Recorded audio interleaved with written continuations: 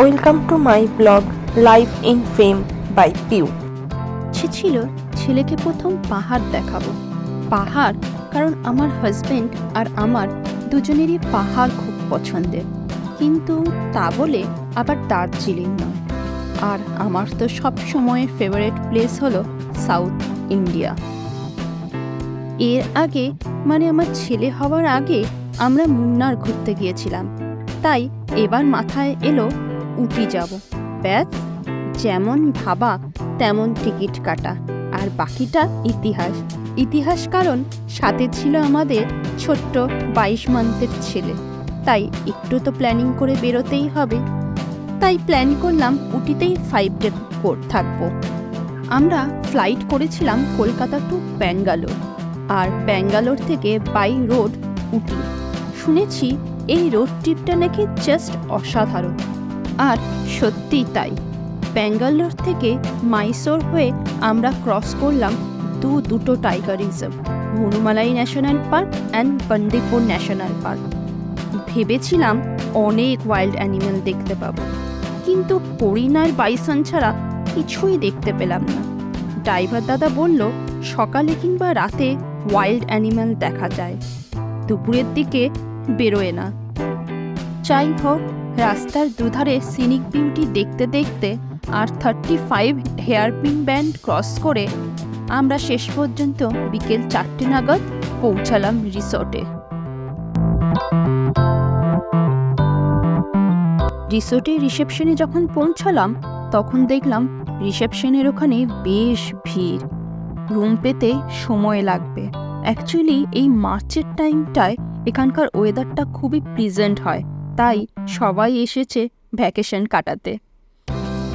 যাই হোক, আগে থেকে হোটেল বুক করে এসেও 30 মিনিট ওয়েট করতে হলো রুম পেতে। রুম পেয়ে রুমে যেতে যেতে আমরাও প্রায় ক্লান্ত, আর রুমে খেয়ে আমার ছেলে গেল ঘুমিয়ে। ব্যাস, আজকের প্রথম দিনটা এইভাবেই শেষ হলো।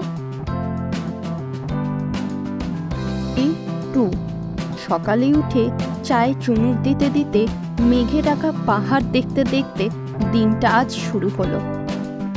আর ওইদিকে আমার ছেলেরও ঘুম ভাঙলো। দেখুন, ঘুম ভেঙেও গেলেও বিছানা কিছুতেই ছাড়তে রাজি নয়। আসুন এই ফাঁকে একটা রুম ট্যুর দেওয়া যাক আপনাদের। আমরা ফ্যামিলি স্যুট বুক করেছিলাম। এখানে 2 বেডরুম উইথ অ্যাটাচ ওয়াশরুম আর কমন ওয়াশরুম দুটোই ছিল, আর লিভিং রুমটা ছিল উইথ কিচেন, যেখানে আমার ছেলের সকাল বিকেল খাবার রান্না হবে। জন্যই তো এই রুমটা নেওয়া, যাতে ছেলের রান্নাটা সহজেই করতে পারি। ট্যারিফটা একটু বেশি পড়েছে, কিন্তু রুমটা এত সুন্দর, পুরো বাড়ি বাড়ি ফিলিংস আসছে। আপনারাও এখানে আসতে পারেন। ও, বলা তো হয়নি, রিসোর্টটার নাম কি? এটা হলো স্টার্লিং ফার্নহিল। উটিতে এটা একটা ফেমাস প্রপার্টি। এদের দুটো রিসোর্ট রয়েছে এখানে।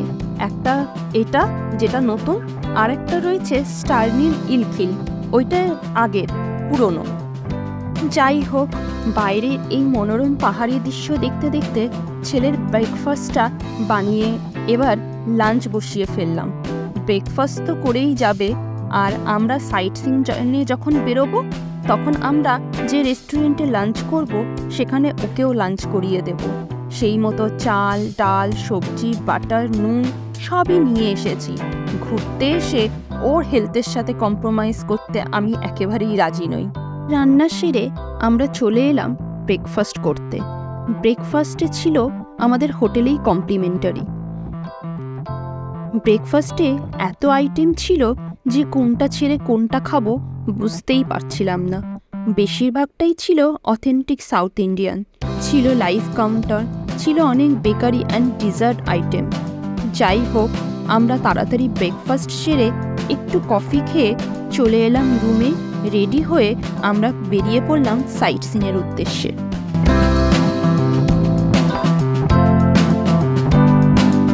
সাইট সিনে বেরিয়ে প্রথমে গেলাম কর্ণাটকা গার্ডেন।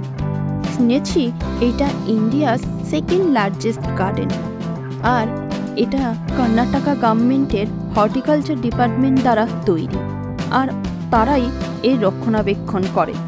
এখানে এত কিছু ছিল যে ঘুরতে ঘুরতে প্রায় 2 ঘন্টা কেটে গেল, যার ফলে আমরা বোটানিক্যাল গার্ডেন ও রোজ গার্ডেন যেতে পারিনি। কিন্তু এর আফসোস আমাদের কর্ণাটকা গার্ডেন ঘুচিয়ে দিয়েছিল।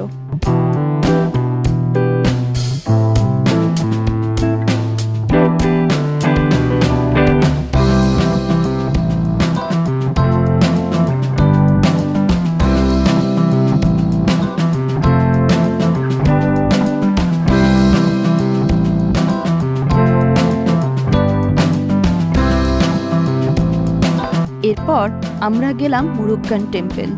শুনেছি এটা নাকি মালয়েশিয়ার মুরুগান টেম্পলের রেপ্লিকা। এখান থেকে আমরা সোজা চলে গেলাম দোরাবেটা পিক। দোরাবেটা পিকের উপর থেকে গোটা উটি শহরটাকে ভীষণই সুন্দর লাগছিল।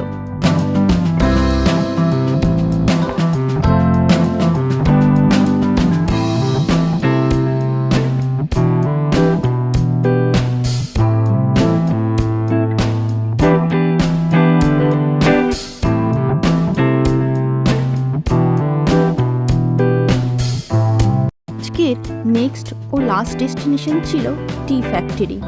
এখানে চা কীভাবে তৈরি হয় সেগুলো ধাপে ধাপে দেখলাম এবং এখানকার আউটলেট থেকে কিছু চা কিনলাম। চা কিনে এখান থেকে সোজা চলে গেলাম রিসর্টে। এইভাবেই আজকে ডে 2 এর সাইট সিন শেষ করলাম।